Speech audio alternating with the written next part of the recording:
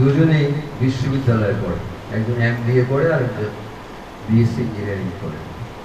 উত্তর পেয়ে গেলাম যখন যে ক্ষমতায় আসে বাংলাদেশে, তারা তাকে বাংলাদেশকে সেভাবে গড়ে তুলতে চায় যেটা আমরা চাই না। আমরা গ্রামে ফিরে গেছি 27 তারিখে।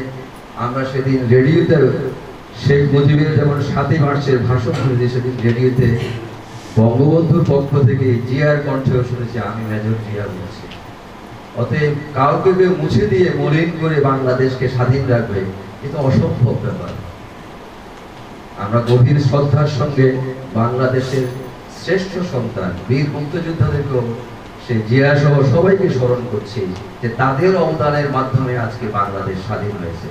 30 লক্ষ লোক জীবন দিয়েছে, স্বাধীনতা অর্জন হয়েছে, অথচ তাদের প্রতি আমাদের সম্মান দেখানোর সামান্যতম অবমাননা করে যেন আমরা আনন্দ পাই। পরশ্রী কাতর জাতি হিসাবে বঙ্গবন্ধুর অসমাপ্ত জীবনী দেখলাম যে বাংলা ভাষা ছাড়া পৃথিবীতে নাকি পরশ্রী কাতর শব্দটা নেই। অন্যকে দেখে, অন্যের সৌন্দর্য দেখে আমরা আমাদের গাত্রতা হয়, শত্রুতা হয়, ক্ষোভ হয়, প্রতিপক্ষ হিসেবে তাদেরকে নিধন করার এই যে চেষ্টা, এটা জাতি হিসাবে আমাদের জন্য দুর্ভাগ্য। আমরা এই বাংলাদেশ দেখতে চাই না। আমরা বাংলাদেশ থেকে যখন গ্রামে ফিরে গিয়েছি, আমার ছোট মামা মতি যে যুদ্ধে গিয়েছে, EPR ছিল, আমার ফুফাতো ভাই, আমার মেজো ভাই, আমাদের অ্যাডভাইজার স্যার ছিলেন, লেকচারার ছিলেন লক্ষ্মীপুর কলেজে, তিনি মামাকে সহ আগরতলায় নিয়ে গেলেন। তাদের আজকে পর্যন্ত ফিরে আসেনি। তাদের বংশ, তাদের পরিবার, আমার নানা কষ্ট নিয়ে পৃথিবী থেকে বিদায় দিয়েছে। তাদের কষ্ট ধারণ করে বাংলাদেশ দাঁড়িয়ে আছে। দুদিন আগে আমার এলাকার যে মুক্তিযোদ্ধা কমান্ডার গত সপ্তাহের আগের সপ্তাহে মোবাইলে SMS দিয়েছে, প্লিজ হেল্প মি, আমার ছাত্র, আমার বাবার ছাত্র তুফায়েল, সে কষ্টে আছে। এই হচ্ছে স্বাধীন বাংলাদেশ। আমরা চাইব যাদের রক্তের বিনিময়ে দেশ গড়ে উঠেছে, যারা দেশকে স্বাধীন করেছে, সকল পক্ষের মধ্যে সহমর্মিতা এবং মর্যাদাবোধ, অবমাননা নয়, মিলনের মাধ্যমে শান্তির যেন বাতাবরণ করে। নতুবা শুধু শক্তি দিয়ে জয় করার যে চেষ্টা হচ্ছে, শেখ মুজিব বঙ্গবন্ধু কিন্তু তা চান না। 17 মিনিট 17.5 মিনিট যে বক্তৃতা দিয়েছেন তিনি পাকিস্তানের বিরুদ্ধে, একবারও পাকিস্তানের সেই সন্ত্রাসীদের সম্বন্ধে একটি শব্দ উচ্চারণ করেন। এজন্যই তিনি বঙ্গবন্ধু হয়েছেন, জাতির পিতা হয়েছেন। আবারও বলবো, সেই কবিতার চরণ বলে যে বঙ্গবন্ধু যেমন আমাদের সম্মানের, আমাদের হৃদয়ে ধারণ করে আছে। আজকে যে এই যে আমাদের গায়ে পতাকা লাগিয়ে যে গেঞ্জি দেওয়া হয়েছে, এগুলো আমাদের রক্তের মধ্যে মিশে আছে। এবং জাতি হিসাবে যারা নতুন প্রজন্মের প্রতিনিধি, তাদের উচিত হবে সত্যি কথা বলা। এবং বঙ্গবন্ধু যে জন্য জীবন দিয়েছেন, গণতন্ত্র, সমাজতন্ত্র, সেগুলো যেন প্রতিষ্ঠিত হয়, সমাজে যেন আইনের শাসন প্রতিষ্ঠিত হয়। কোনো একজনকে দাঁড়িয়ে অন্তত বলতে হবে এটি ঠিক নয়। ক্ষমতায় যখন যিনি থাকেন তিনি ভাবেন যে ইহা ঠিক, উহা মন্দ। আসলে কোনটাই ঠিক নয়। আমরা জানি হাওয়া ভবনও ভালো না, আবার খাওয়া ভবনও ভালো না, কোনটাই ভালো না। আমাদেরকে সমঝোতার মাধ্যমে জাতিকে একত্রিত করে এগিয়ে যেতে হবে।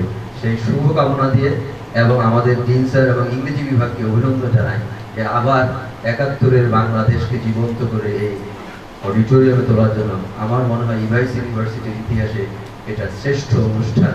এবং আমার মনে হয় যে সৌভাগ্যবান হচ্ছে আমাদের ইভাইস ইউনিভার্সিটির নতুন উপাচার্য মহোদয়, যাকে হাত ধরে 2 তারিখে এখানে আমাদের সামনে 3 তারিখে পরিচিত করে দেওয়া হয়েছে। যার যাত্রা শুরু ভালো, তিনি আগামীতেও শ্রেষ্ঠ কিছু উপহার দেবেন এই কামনা করে মুক্তিযোদ্ধাদের উদ্দেশ্যে, বীর মুক্তিযোদ্ধাদের উদ্দেশ্যে আমরা শ্রদ্ধা নিবেদন করে বঙ্গবন্ধু এবং বঙ্গবন্ধু জাতির জনক বঙ্গবন্ধুর প্রতি এবং মুক্তিযোদ্ধা জিয়ার প্রতি এবং তার সহকর্মীদের সবার প্রতি শ্রদ্ধা নিবেদন করে আমার বক্তব্য শেষ করছি। আপনারা ভালো থাকুন, বাংলাদেশ যেন জয়ী হয়।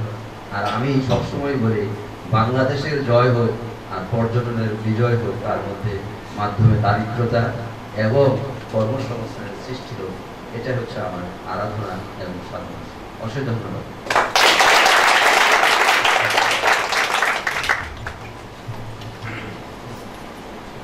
ধন্যবাদ স্যার। এবারে সংক্ষিপ্ত বক্তব্য প্রদানের জন্য বিনীত অনুরোধ জানাচ্ছি ফ্যাকাল্টি অফ বিজনেস অ্যান্ড ইকোনমিক্সের সম্মানিত ডিন জনাব ডক্টর সুজিত সাহাকে।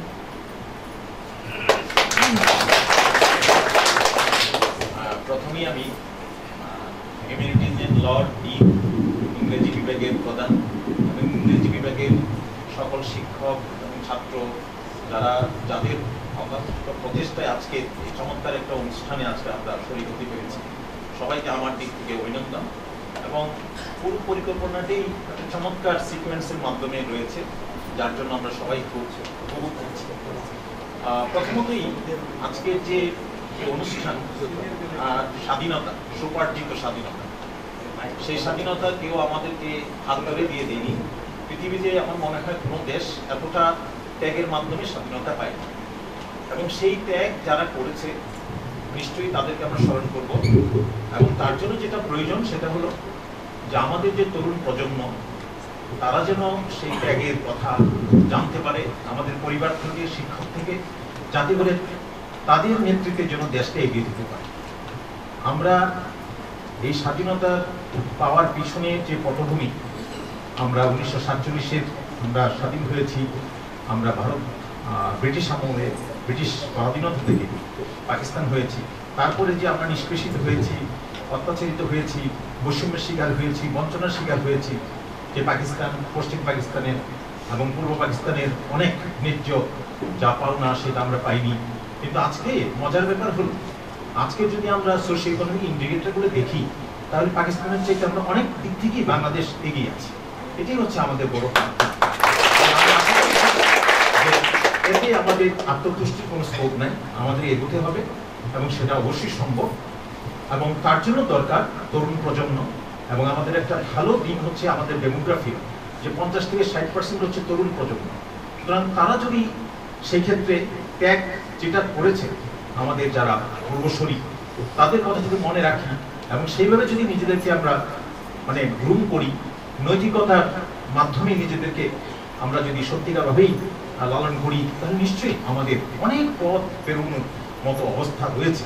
এবং অলরেডি আমরা সাউথ এশিয়াতে একটা অত্যন্ত ইমার্জিং একটা বড় দেশ হিসাবে আমরা বিবেচিত হব। ইতিমধ্যে আমরা অনেকগুলো এজেন্সি, রেটিং এজেন্সির মাধ্যমে কোথাও আমরা নেক্সট 11-এ রয়েছি, কোথাও আমরা নেক্সট 5 ইমার্জিং 5-এ রয়েছি। সুতরাং এই ধরনের ফোরকাস্ট আছে।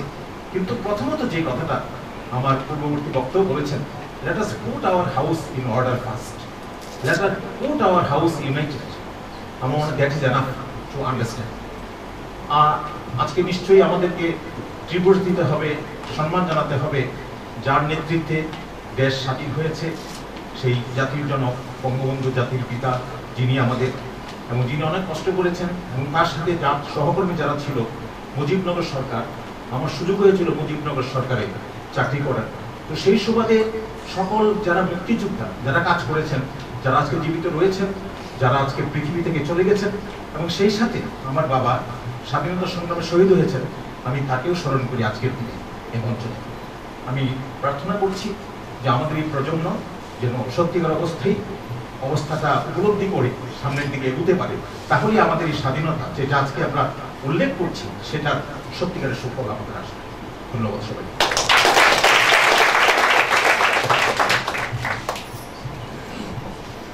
এবারে সংক্ষিপ্ত বক্তব্য প্রদানের জন্য অনুরোধ করছি faculty of humanities and law এর সম্মানিত ডিন ডক্টর বেদান্ত জয়।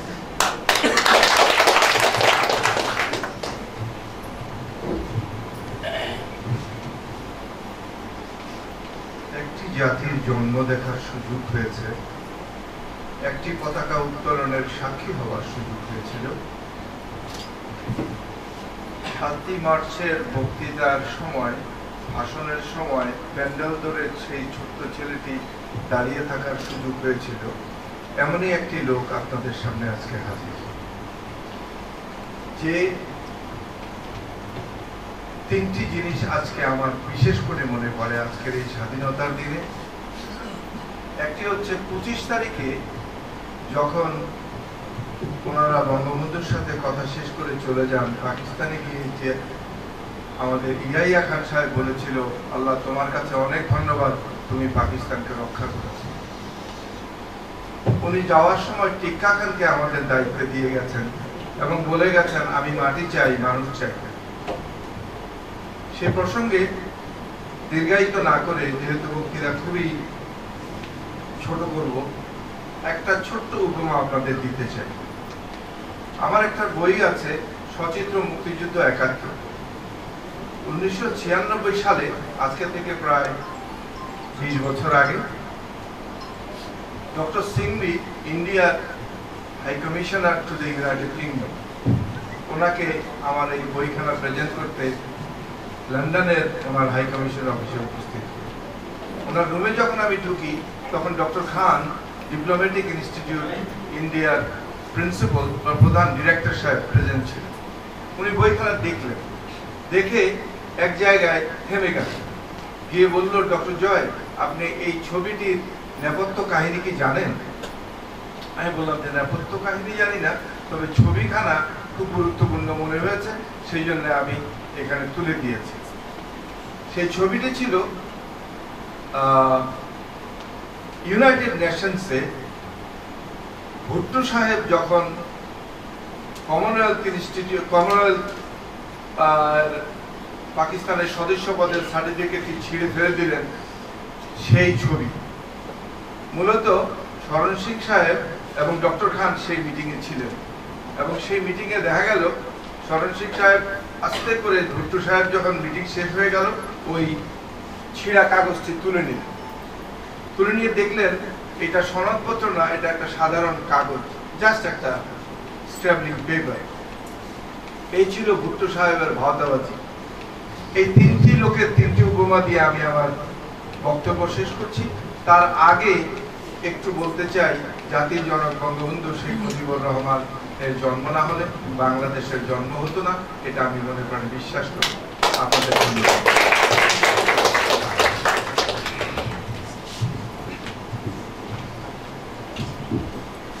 এই পর্যায়ে আমাদের সম্মানিত উপদেষ্টা জনাব ইসমাইল জলিলুল্লাহ স্যারকে তার সংক্ষিপ্ত বক্তব্য প্রদানের জন্য অনুরোধ করছি।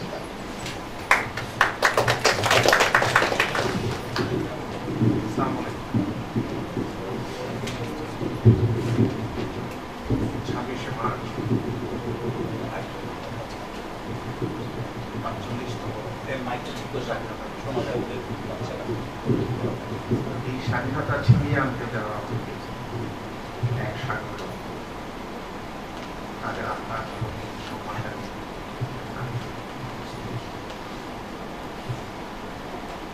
আমার ভালো লাগছে এই জন্য,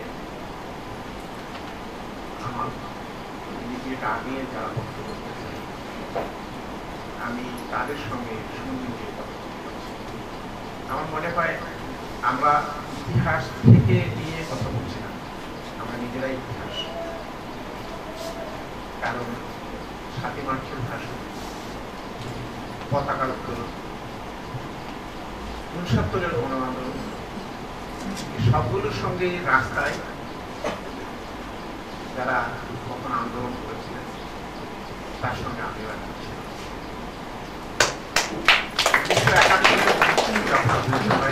তখন আমি বিশ্ববিদ্যালয়ের শেষ, আমি এমএর ছাত্র, বুঝতে পারছেন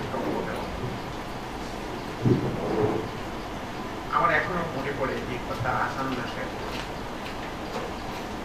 আর্টস ফ্যাকাল্টি ডিন অফিসের যে কর্নারে যে ছোট বারান্দাটা আছে, বারান্দার উপর দাঁড়িয়ে আমি জনাব আসম আবহাওয়াকে পতাকা উত্তোলন করতে আমাদের ডাক এসেছে।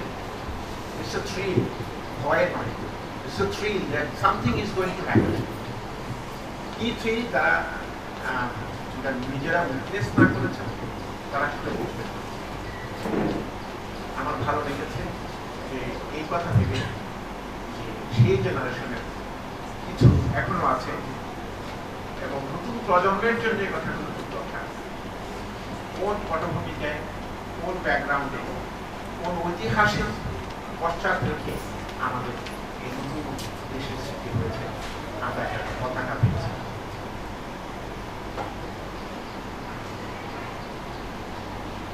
আজকে স্বাধীনতার ৪৫ বছর পর আমাদের অনেক হিসাব নিকাশ হচ্ছে, আমরা কেমন আছি, আমরা কেন স্বাধীনতা পেয়েছিলাম। পশ্চিম পাকিস্তানিদের নাক পাশ থেকে মুখ তুলে নিজেরা আমাদের স্বাধীনতার সনদের মধ্যে লেখা আছে আমরা কেন স্বাধীনতা পেয়েছি। সেখানে গণতন্ত্রের কথা বলা আছে, সেখানে সামাজিক ন্যায় বিচারের কথা বলা আছে, সুখী সমৃদ্ধ বাংলাদেশের কথা বলা আছে, যেগুলোর সঙ্গে আইনের শাসনের কথা বলা আছে। আমরা কেমন আছি? আমার মনে হয় কয়েকদিন আগে ভারতের এবং বাংলাদেশের খেলার সময় আম্পায়ার যে রোলটা প্লে করেছিল, আমাদের একজন খেলোয়াড়কে জিজ্ঞাসা করেছিল আপনার বক্তব্য কি, উনি বলেছিলেন আমার কোনো মন্তব্য নেই, আপনারা সবাই দেখেছেন। এই যে কথাটা, এর ভিতরে অনেক কিছু বলা হয়ে গেছে, কারণ চোখের সামনে সবাই দেখেছে, নতুন করে বলা কিছু বলতে গেলে অনেক থ্যাঙ্কলেস কথা বলতে হয়। সে কথাগুলো না বলে যেটা সবচেয়ে গুরুত্বপূর্ণভাবে বলা দরকার, সেটা হচ্ছে আমরা যে জন্য স্বাধীনতা পেয়েছি সেটা আমরা অনেকখানি পেয়েছি। কেউ যদি বলে আমরা পাইনি, তাহলে ভুল বলা হবে। একটু আগে আমাদের ডিন সাহেব বলে গেলেন, আমি ওনার সঙ্গে একমত। 2005 সনে আমি ইআরডি সেক্রেটারি ছিলাম, সরকারের একজন সচিব ছিলাম। মিলেনিয়াম ডেভেলপমেন্ট বোর্ড এমডিজি নিয়ে কাজ করা আমার তখন একটা বড় কাজ ছিল। ইউএন থেকে মিলেনিয়াম ডেভেলপমেন্ট বোর্ড দেওয়া হয়েছে, আপনারা জানেন। 2005-2006 এর মধ্যেই আমরা দুটো অ্যাটেইন করে ফেলেছি। সেটা অনেক অনেক জাতির জন্য মর্মপ্রিয়ার কারণ হয়ে গেছে। থার্ড ওয়ার্ল্ড কান্ট্রির একটা দেশ মিলেনিয়াম ডেভেলপমেন্ট গোলটির দুটো সেক্টরে, বিশেষ করে মাতৃ যে জন্মের সময় মায়ের আগে মৃত্যুবরণ করে, ওই ম্যাটার্নাল মর্টালিটি রেট, এইটার দিক থেকে আমরা অনেক এডুকেশন অফ ফিমেল এডুকেশন, এই দিক থেকে আমরা অনেক এগিয়ে গেছি। এবং সেই থেকে শুরু করে আমরা অনেক এগিয়ে গেছি। উইমেন এম্পাওয়ারমেন্ট, আমাদের যে এন্টারপ্রাইজমেন্ট,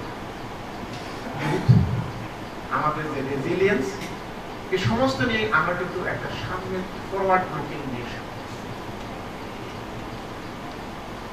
এটা একটা ধারাবাহিকতা, কোনো একটি বিশেষ জন এটা ক্লেম করতে পারে না।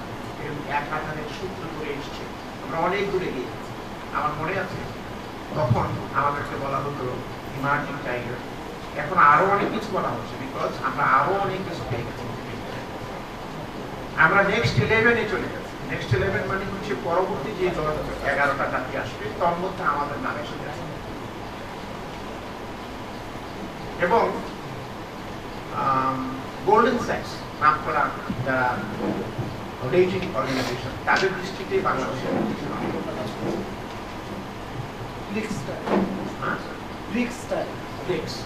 এখন ব্রিক্স এর মধ্যেও আমরা এসেছি। So these are all indicator. Human resource development ইন্ডেক্সে Bangladesh one of the top, খুব এগিয়ে গেছে, যেটা আমাদের এত দ্রুত এগিয়ে যাওয়ার কথা না, কিন্তু আমরা এগিয়ে গেছি। কিন্তু প্রশ্ন হলো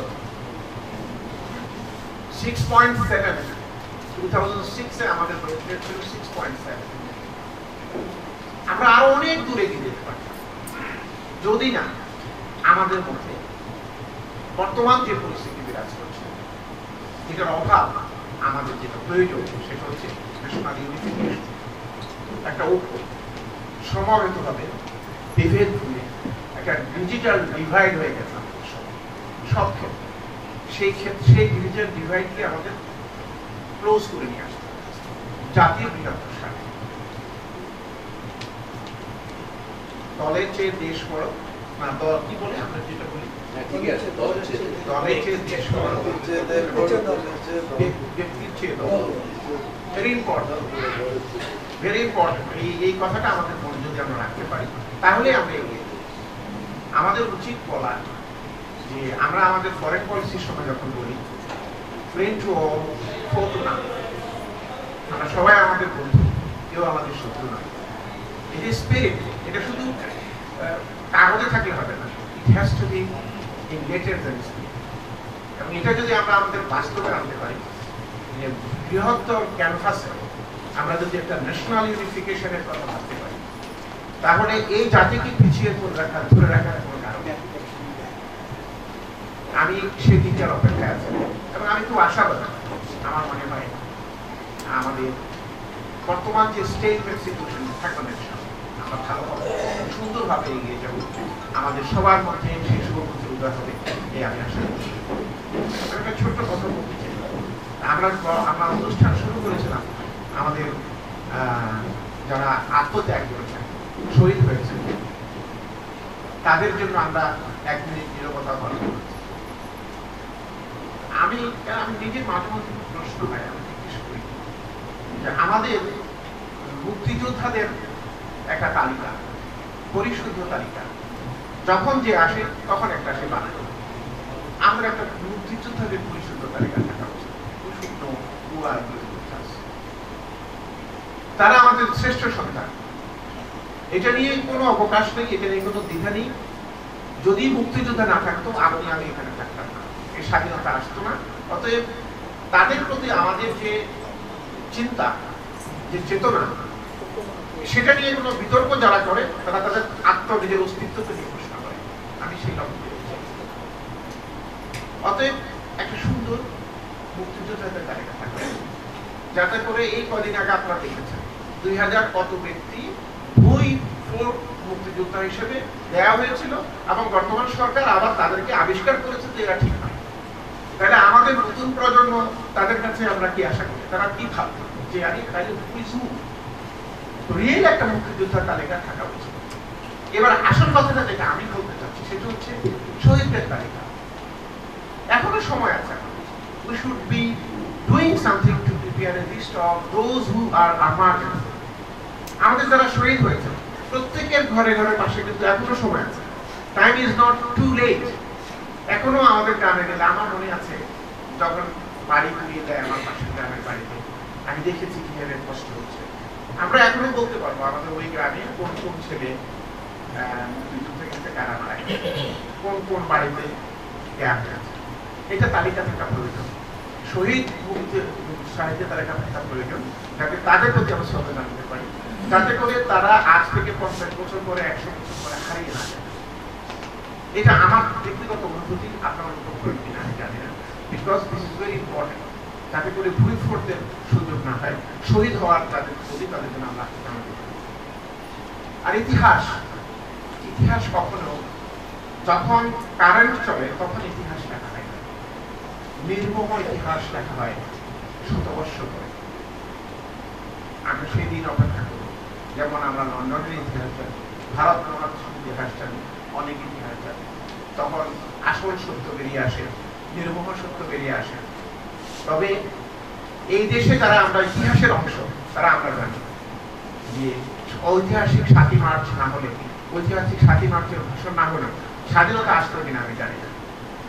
এবং স্বাধীনতার ঘোষণা যদি ওই মুহূর্তে না আসতো জিয়াউর রহমানের কাছ থেকে, তাহলে রাস্তায় সাধারণ মানুষ যে চারিদিকে সরাসরি করছিল কি হবে এখন, সেটাও হতো কিনা সেটাও আমার সন্দেহ আছে।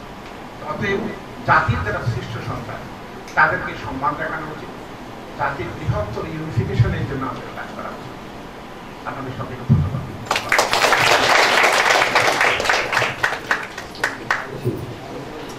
এই পর্যায়ে বক্তব্য প্রদানের জন্য বিনীত অনুরোধ করছি বোর্ড ট্রাস্টের সম্মানিত সদস্য জনাব তোফাজ্জল হোসেন জুয়েল স্যারকে।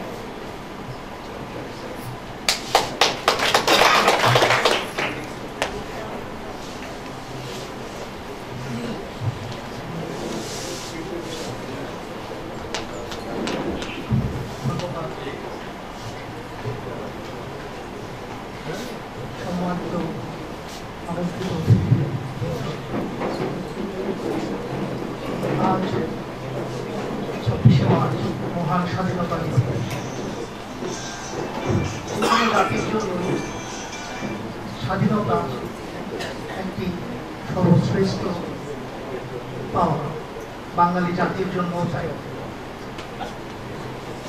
তবে বাঙালি জাতির এই স্বাধীনতা অর্জিত হয়েছে রক্তস্নাত গৌরবোজ্জ্বল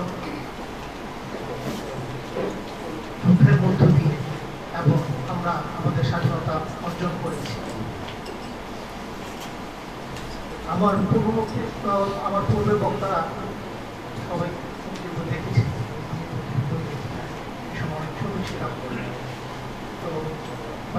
পড়ে জেনেছি এবং আমাদের এখানে আজকে অনেকেই আছেন যারা যুদ্ধে সংঘাত হয়নি। স্বাধীনতা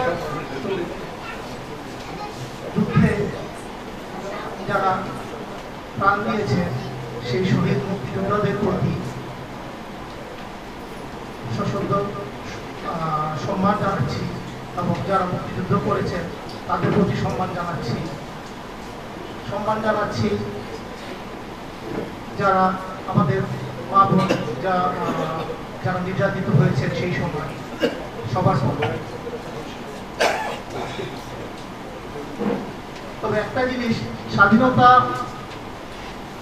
অর্জন হয়েছে বাঙালির মাত্র 9 মাসের মধ্যে, একটাই তার প্রধান কারণ ছিল তখন জাতি বর্ণ ধর্ম নির্বিশেষে সকলেই একটাই উদ্দেশ্য ছিল, সেটা হচ্ছে স্বাধীনতা।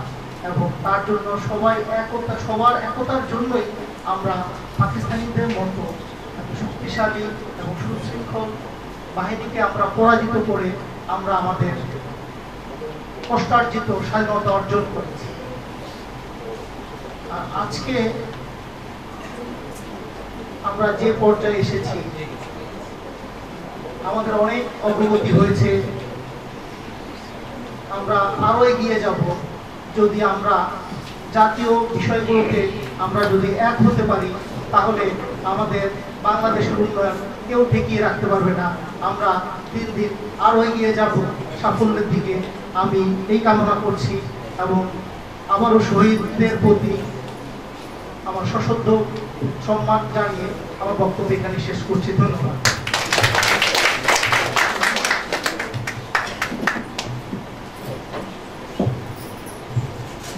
এবারে সংক্ষিপ্ত বক্তব্য প্রদানের জন্য অনুরোধ করছি গার্লস ইউনিভার্সিটির সম্মানিত ট্রেজারার জনাব অধ্যাপক আব্দুল হান্নানকে।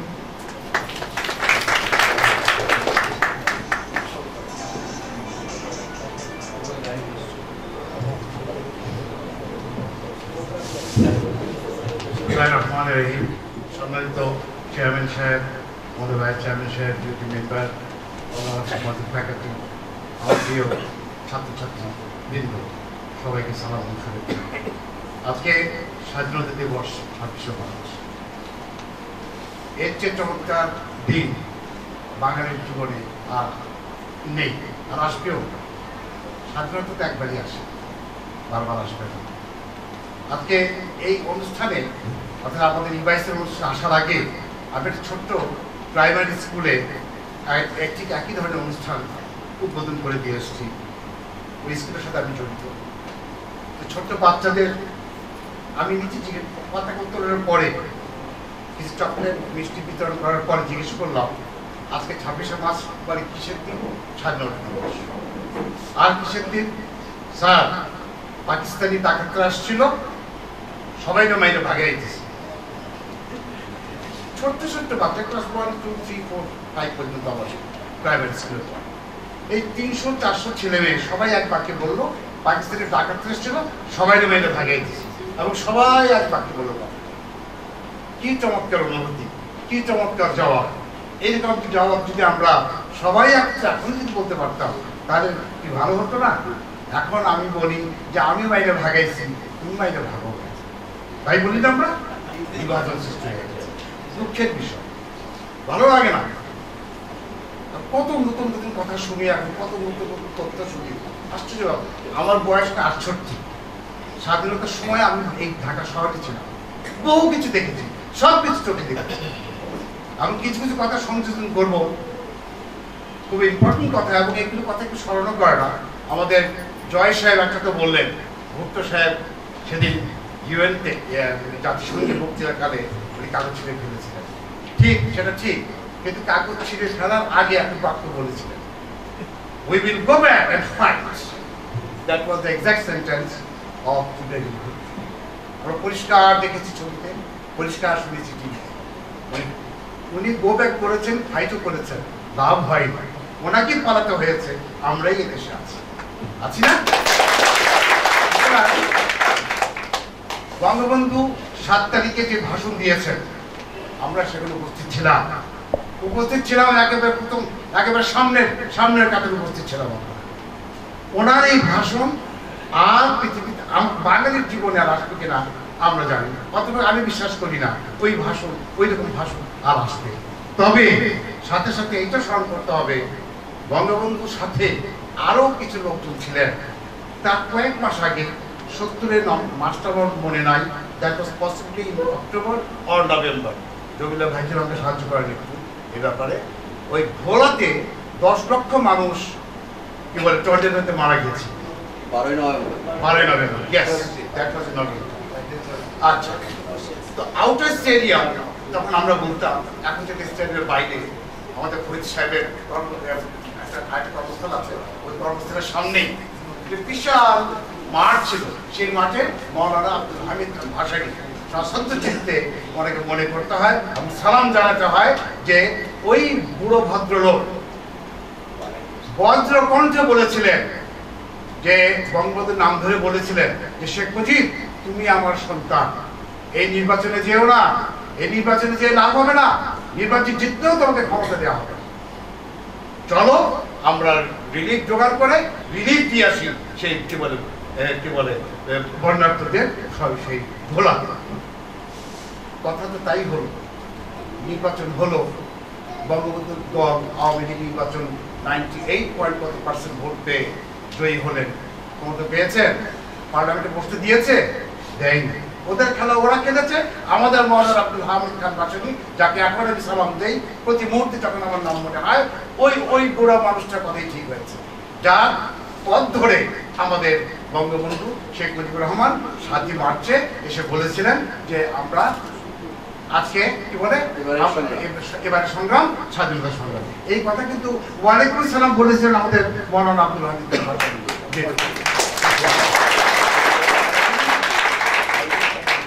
এগুলির কথা ভুললে চলবে না। আমরা তো তখন জীবিত ছিলাম, এখনো আছি, দেখেছি, শুনেছি সচক্ষে, সরকারে ইতিহাস বদলাতে হবে। হ্যাঁ, এই কথা বলেছিলেন, দ্যাটস ট্রু, দ্যাটস ট্রু।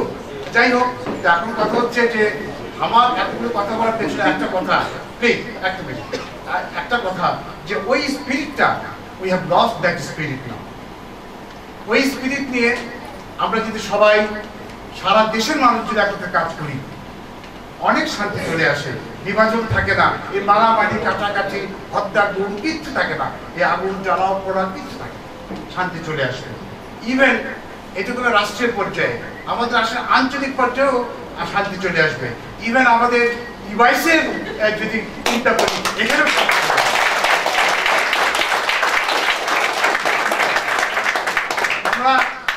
আমরা সবাই দেখেন